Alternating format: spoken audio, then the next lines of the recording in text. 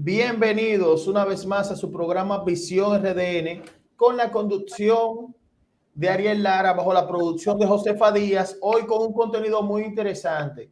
Quiero que se suscriban a nuestra red social de YouTube Visión RDN y sigan nuestro nuevo canal Ariel Lara RDN también en Instagram. Señores, hoy tenemos la cortesía y el placer de tener un invitado muy especial, un hombre muy preparado, brillante en sus exposiciones que ya hemos visto y la hemos tenido a prueba, y es el analista político internacional, el general retirado Damián Arias Mato, quien también encabeza el Observatorio Geopolítico. ¿Cómo está, general?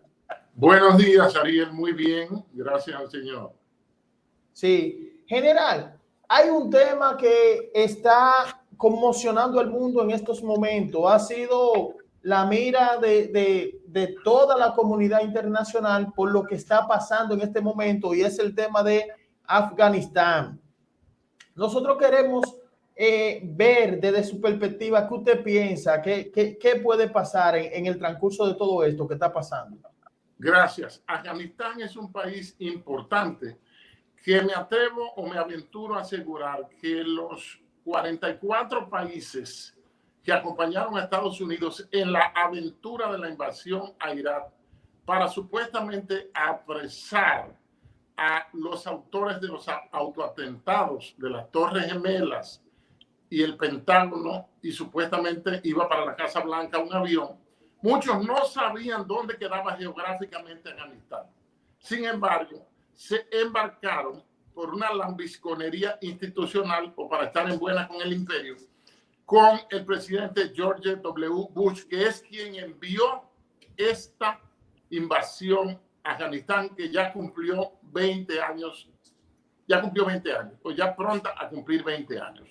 En una reunión que tuvo, en una audiencia que tuvo el presidente Biden, dijo: nosotros no vamos a pelear la guerra que los afganos no quieren pelear. Y dijo que el ejército afgano, con 300,000 efectivos, muy bien armados, con vehículos Humvee, con lanzagranadas Stinger, con fusiles M16 y con una especie de adoctrinamiento militar occidental, iba a derrotar los casi 75,000 miembros del ejército informal de los talibanes, los muyahidines. Eso fue en julio pasado. También en julio pasado, como si se esperase lo que iba a pasar, hubo una reunión del canciller chino Wang Yi con representantes del gobierno afgano. Ojo, hay que ver si la población y si los estados, el orden internacional es la palabra, va a reconocer a este gobierno que se supone que van a formar los afganos. Hay que ver cuál va a ser el interlocutor. Ya China avanzó, porque el vacío que deja Estados Unidos con esa vergonzosa, estrepitosa desescalada o retirada desde Afganistán después de 20 años de ocupación, deja una especie de vacío. Y por supuesto, hay dos países llamados a utilizar ese vacío, a tener una oportunidad estratégica, que son mayormente China, que firmó en el mes de junio 19 acuerdos comerciales con 19 países de Medio Oriente, y tiene un acuerdo de grandes dimensiones con Irán, que tiene frontera con Afganistán. Me explico. Afganistán tiene 655,230 kilómetros cuadrados y tiene 5,978 kilómetros de frontera. Tiene frontera con 6 países, incluso 2 que tienen gran influencia, o 3. Está influencia con China en la zona noroeste por el corredor de Wuhan. Tiene frontera con Irán, incluso hablan el darí, que es un dialecto persa, porque Irán, como ustedes saben, es la antigua Persia. Está sí. China, está Irán, y también está Pakistán, que es un país que tiene poderío nuclear, y todo lo que se va a hacer en Afganistán se decide en Pakistán, en la ciudad mayormente de Kandahar y y donde se firmó el 19 de agosto de 1919 la independencia de Afganistán en el pacto de Rawalpindi. Hay que hacer un ejercicio para aprenderse esos nombres tan enredados. Sí. Entonces, ¿cuál es el impacto? Bueno, hay un impacto por el cambio o por la oficialización de un otro Estado islámico. Fíjate que en el 96 Afganistán se convirtió en un emirato islámico. Bueno, eso se interrumpió por varias circunstancias y ahora vuelve a ser un emirato islámico. Eso ha sido reino, ha sido república islámica, ha sido república socialista. Es decir, que Afganistán, un país lleno que tiene aproximadamente 35 a 37 millones de habitantes, con una pluviometría, casi no llueve, eminentemente desértico, pero tiene una gran riqueza en el subsuelo. Tiene una gran riqueza en el subsuelo donde tiene gas natural, petróleo, oro, hierro, cobre, selenio, aluminio, litio, y tiene también tierras raras que son el escandio y el litrio más 15 elementos más que produce su subsuelo de los denominados tierras raras que están en la tabla periódica de los elementos. Pero en el suelo es el mayor productor de opio, de opiáceos, de adormidera del mundo. Por eso las grandes potencias le interesa explotar lo que está en el subsuelo y también aprovecharse de lo que está en el suelo. Ese país tenía paz hasta tanto comenzaron a entrar las potencias occidentales en él. A Afganistán lo dejan solo y ellos, valiéndose de la Sharia o de los decretos del Corán, ellos hacen su vida normal, esa es su cultura. Tienen 17 tribus en 35 provincias. La principal capital, por supuesto, es Kabul, y está también Kandahar y otras en Tartus, por ejemplo, donde los soviéticos dejaron. Rusia tiene una sola base en Tartus, mientras que Estados Unidos tiene 11 bases. Ahora bien, de esas 11 bases que fueron dejadas así al azar, porque no nos podemos llevar solamente de lo racional, de lo que es blanco y negro, sino analizar, como dice Kissinger en su libro Nuevo Orden Mundial, o en el libro sí. Orden Mundial, dice, la belleza, la profundidad de la política se encuentra en su variedad de matices. Entonces, hay muchos matices. Hay 57 países que van a ser, que reciben impacto de que se cree un nuevo Estado islámico. También esos 57 países agrupan a 1.800 millones de personas, 1.800 millones de población. Afganistán se conoce como tierra de los pastunes, que es la etnia más, o tierra de los afganos. Hay que tomar en cuenta que Afganistán, pensaba yo, ha sido invadida mayormente por lo siguiente. En el siglo XIX y terminó en el 20, 1919, Afganistán fue invadido por el Reino Unido. Parece que el opio que utilizó el Reino Unido para las guerras del opio contra China, es decir, bombardear con opio, ponerle opio en su población para podrir, para destruir, para derrotar a los indoblegables chinos, parece que lo conseguía de Afganistán.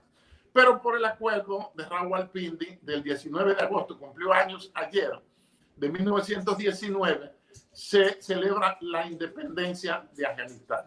Posteriormente, en una iniciativa, la Unión Soviética invade Afganistán el 24 de diciembre de 1979 y duran 10 años hasta la implosión y el desmembramiento de esa conflagración, de esa coalición de repúblicas, soviéticas.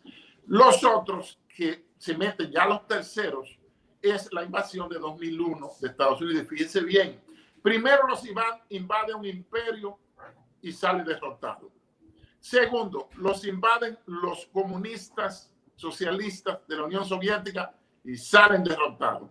Y tercero, lo invade el capitalismo demócrata de Estados Unidos, que es un imperio democrático, como yo le llamo, y también salen en estampida de allá. Es decir, ¿qué tendrá Afganistán tan fascinante? Esa resistencia. Cuando yo veo a la gente dejándose llevar, porque están utilizando mucho la propaganda, y hay que ver si esta salida errónea podría provocar, ya adelantándome a los escenarios, podría provocar la destitución del presidente Biden, algo que estoy esperando desde antes de él asumir, porque basándose en la enmienda 25 de la Constitución norteamericana, la vicepresidenta y una junta de médicos puede declararlo incapaz y entonces asumiría la presidencia Kamala Harris. Guarden ese dato. Primera mujer y primera, por supuesto, negra en ser presidente de Estados Unidos. Pero es posible que por la frustración globalista y del lobby comercial de la guerra, porque la guerra es un negocio, que significó Trump que no comenzó ninguna guerra. Incluso recomendó la salida de Afganistán. Y hay gente que considera que Trump es loco. Sin embargo, yo me atrevo a asegurar, en un ejercicio de conjetura, al cual tengo derecho, de que Trump hubiera hecho una retirada más digna de Afganistán. Pero es posible. Manejo la tesis de que Estados Unidos tenga que volver a Afganistán. Y ahí sí habría un verdadero matadero. ¿Por qué? Porque le dejaron armas norteamericanas. Oiga, desde hace 100 años, Afganistán tenía paz, no tenía armas. ¿Quién le ha llevado las armas? Todas las armas que usted ve son hechura de las potencias occidentales, son armas chinas, son armas rusas y son armas norteamericanas. ¿Qué más? Yo quiero preguntarle, general, dos preguntas en una, que usted edifica al público con un tema que tocó muy interesante, que es de los mujahidines y sobre los talibanes. Ajá. y el interés estratégico de la potencia. Que me detalle esa parte para edificar al público. Me faltó completar una idea en torno al suelo de Afganistán. Y es el interés, oiga, según Estados Unidos invade Afganistán en 2001, se multiplicó en un 3000% la exportación de opio, que lo necesitan las Big Pharma, las grandes farmacéuticas, y también para consumo interno. Fíjense, el presidente tuvo que ir huyendo ante el avance de los talibanes, que están haciendo una purga, haciendo juicios sumarios y matando a todo lo que ellos pueden identificar por haber colaborado con las tropas invasoras. Es decir, hay un interés en Afganistán. Hay que tomar en cuenta que la ruta terrestre de la seda, la nueva ruta de la seda, que es retomando un proyecto del siglo XIX de China, pasa precisamente por Kabul, o sea que Afganistán, y termina en Italia, en Europa. Es decir, Afganistán, con todo y la miseria que usted vea, que el índice de desarrollo humano sea 0,59 negativo por ciento, según datos del Factbook de la CIA, aunque tenga cero en agua, asimismo, en los datos de la CIA, Afganistán es importante por los commodities, por la gran cantidad de materiales estratégicos, de recursos naturales bajo su suelo, y también por el opio. Yo quiero también preguntarle sobre Pakistán como jugador estratégico en esto que está pasando.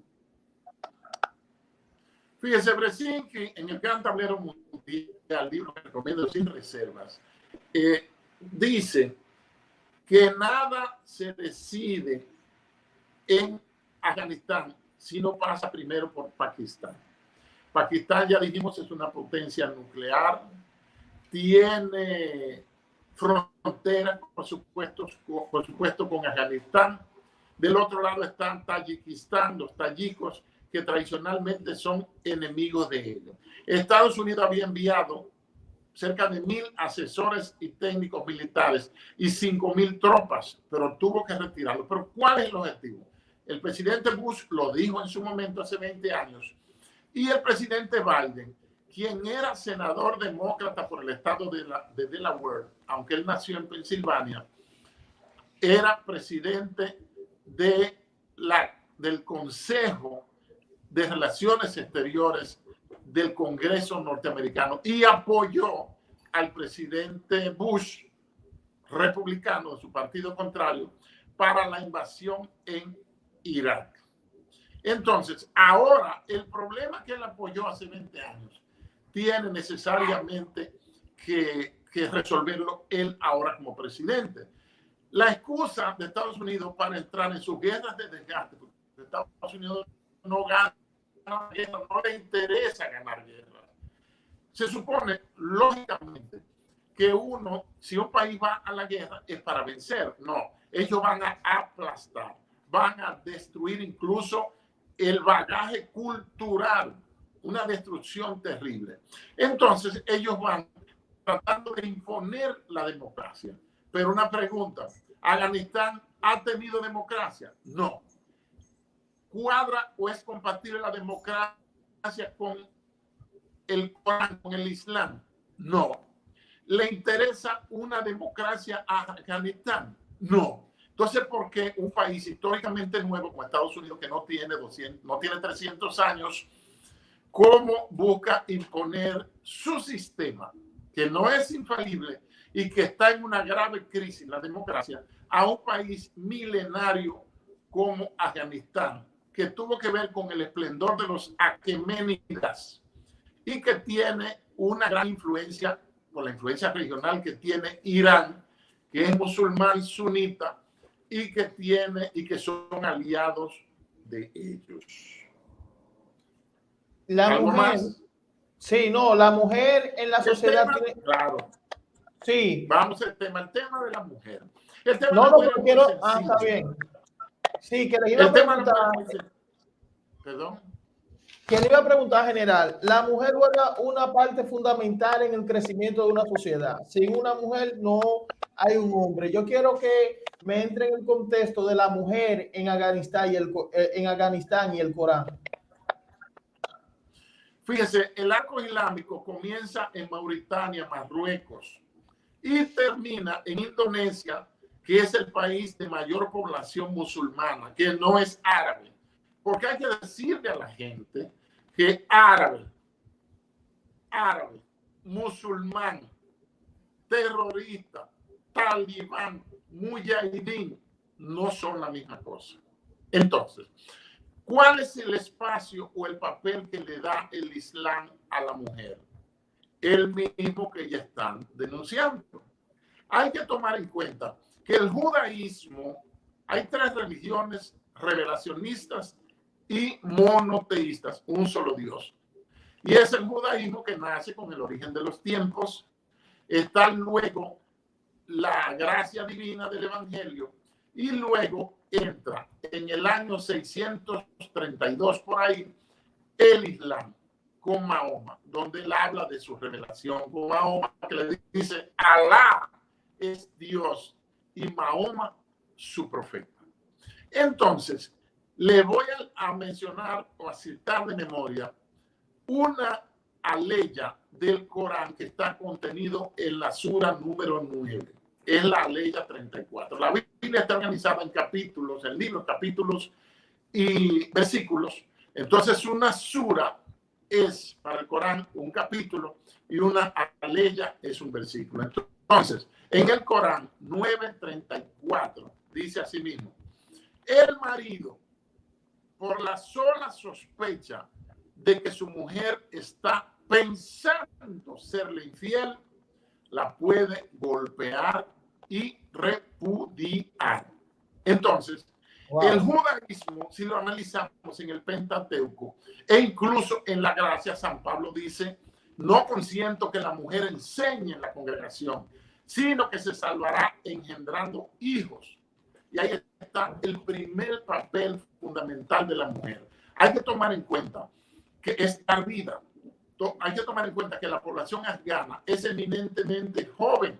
Son de 49, 50 años hacia abajo. Entonces, es una población muy activa sexualmente y reproductiva, y según los contenidos del Corán, el hombre puede tener todas las esposas que pueda mantener. Es decir, que ahí el chapeo no se permite o está. No se permite el chapeo ahí.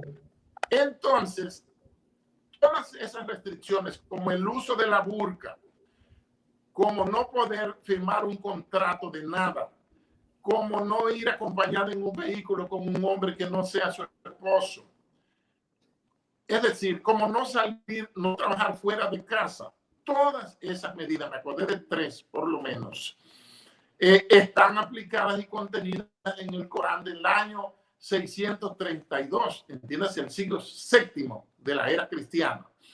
Y entonces eso se exige mayormente por el fundamentalismo islámico. Pasa un caso en Turquía. Turquía es un caso especial. Usted va a Ankara, a la capital, y en una parte de la ciudad rige la Sharia, la ley del Corán, y en otra hay una parte cristiana. ¿Qué sucede? Que si usted viola la ley o se va en rojo en la parte musulmana es una cosa, y otra si se va en la parte cristiana. Si se va en rojo en la parte cristiana y te para un policía, te pone un somo, un bill, te pone una multa. Si te vas en rojo en la parte musulmana, el castigo son 40 latigazos menos 1. Es decir, 39 latigazos. Por eso yo sé que de seguro se respetan mucho los semáforos allá. Entonces, lo que están haciendo con la mujer, que a todas luces es un abuso, y no me le vayan a poner palabritas de ONG, de que machismo. No, eso es una redacción de un Corán, del Corán, que se está aplicando. Lo que se está viviendo ahora en Afganistán, y hay que ver cuáles serían los próximos escenarios que podrían. Hay que tomar en cuenta que desde 2001 a 2020 hay una contabilidad de 9.200.000 personas desplazadas que han tenido que huir. Hay que ver que cuando vimos las imágenes dantescas en el aeropuerto de Kabul, personas subiéndose al techo de un Boeing, de un avión de pasajeros. Eso indica la premura que había por salir. ¿Por qué?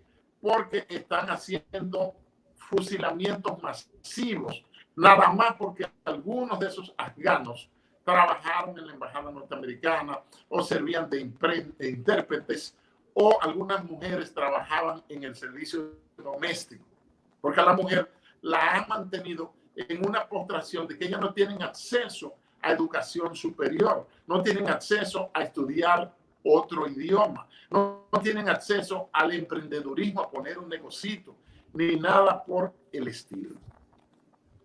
General, ya en esta parte final, tú sabes que tenemos un amigo en común siempre que el tiempo, pero yo quiero, para que usted refresque el que entra ahora, me llamó la atención algo de lo que usted había señalado del presidente Biden y de Kamala Harris, que Kamala Harris puede obtener el poder en esta situación. Me gustaría que edifique bien al público en esta parte final, porque me llamó mucho la atención eso.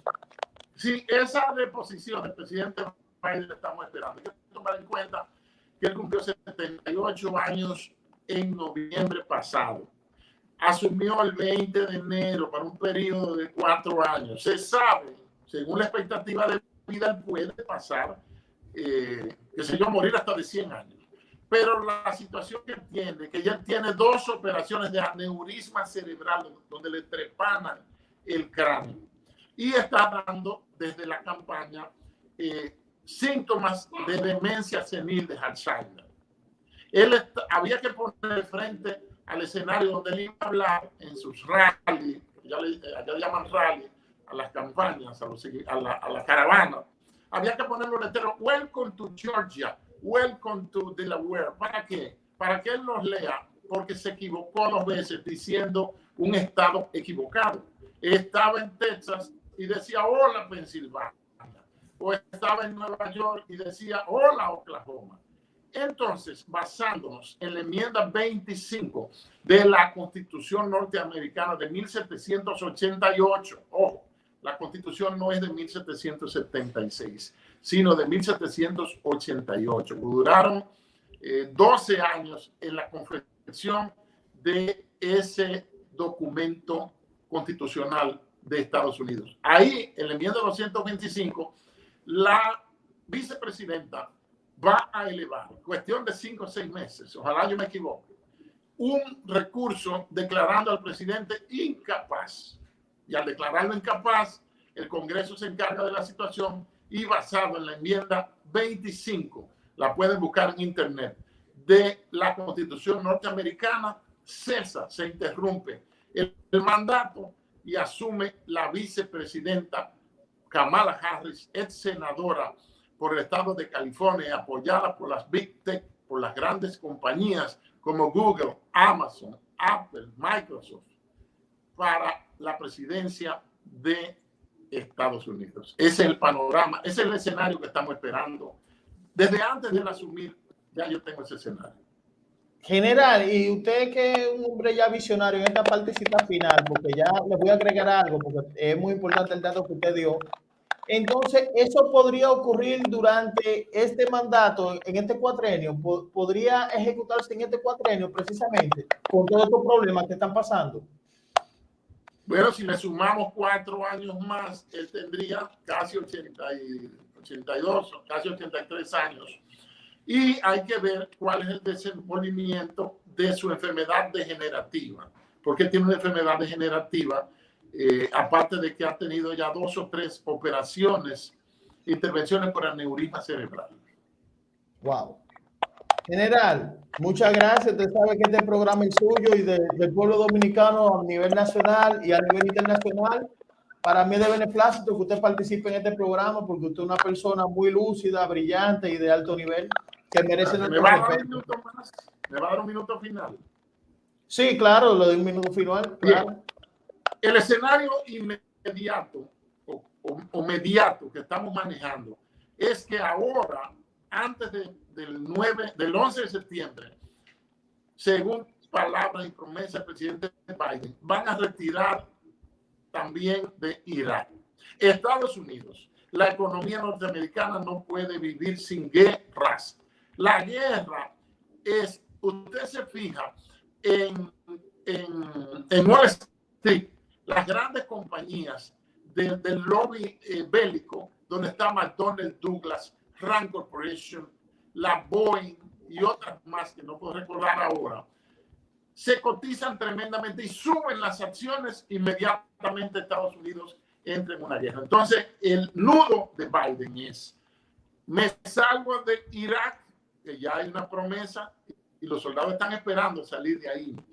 Todo el que ha sido soldado, lo que más ama es estar at home, es estar en su casa. Entonces, me devuelvo e invado nueva vez con un gran costo económico y de vidas a Afganistán para enfrentar a los talibanes fortalecidos con las armas que ellos mismos le dieron. Y hay que tomar en cuenta que los mujahidines es una creación de Estados Unidos en 1973 por influencia y opinión de Zbigniew Brzezinski, quien era asesor de seguridad de la Casa Blanca. En ese tiempo había mentes tan preclaras, porque este que tenemos ahora, Jeff Sullivan, no ha tenido desenvolvimiento. En una rueda de prensa, ese señor hizo el ridículo diciendo que él no sabe exactamente cuántas armas dejaron en Afganistán, ni sabe tampoco la cantidad, o sea que no sabe qué cantidad de armas ni lo que pasó. Pero Jens Stoltenberg, el comandante general de la OTAN, que es un civil, ojo, dijo mostrarse sorprendido de la rapidez con que los talibanes doblegaron al ejército afgano. Estamos viviendo la era de la posverdad y de la desvergüenza. Muchas gracias. Muchas gracias, general. Hemos tenido al general retirado, analista político internacional, Damián Arias Mato, quien también él encabeza el Observatorio Geopolítico. Lo vamos a tener en varias ediciones aquí, solo en Visión RDN. Lo verán en más programas, pero aquí será exclusivo.